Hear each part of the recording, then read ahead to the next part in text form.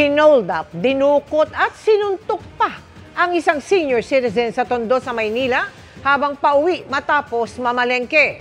Abot sa 100,000 pisong halaga ng pera't alahas ang nakuha mula sa kanya.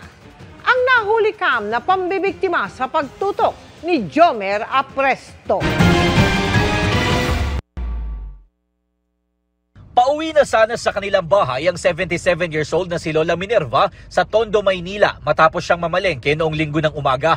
Makikita ang isang lalaking nakasombrero na tila nagmamadali at hinahabol ang senior citizen. Kasunod ng lalaki ang isang babae na nakaputing t-shirt. Sa isa pang anggulo ng CCTV, makikita na naabutan ng dalawa si Lola Minerva. Hindi na nahagip sa video pero aniya, nakipagkwentuhan pa sa kanya ang dalawa na nagpakilalang magkapatid.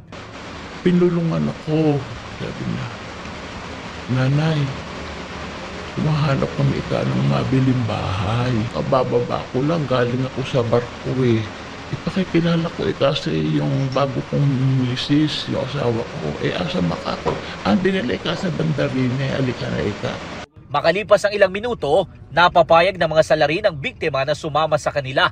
Isinakay umano siya ng dalawa sa isang kotse kung saan sumakay rin ang lalaking driver at isang babae na nagpakilalang asawa ng lalaking nakasombrero. Isinara mo ngayon yung pinto. Doon ho ako nagwala. So ako maingay ka ng driver. Papatayin ka. Papatayin ka namin. Dilak pa na uli mata ko. Niligyan ako ng sa bibig. Huwag mo akong papatayin mga anak. Huwag niyo akong papatayin. Sabi kong kanon. Sa pilitan umanong kinuha ng mga salarin ang cash at mga alahas ng biktima na aabot sa 100,000 pesos. Sinuntok pa raw ang senior citizen sa mukha at binti. Matapos yan, ibinaba raw siya sa bahagi ng Baseco. Binigyan daw siya ng mga salarin ng 200 pesos na pamasahe pa uwi. Nagsumbong sa kanya mga apo si Lola Minerva na dumulog naman sa barangay. Ayon sa barangay, may aktibidad noon sa kanila kaya hindi nakapasok ang pedicab kung saan nakasakay ang biktima. Alam daw nilang may ganitong modus sa ibang lugar. Sa amin, nabalitaan na namin yan sa ibang lugar.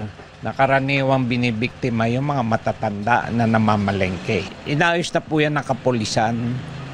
Hindi ko lang po alam kung nag-report po yung mga mahal sa buhay, pero hindi na po bumalik sa amin yung pulis. Patuloy ang investigasyon ng otoridad sa nangyari.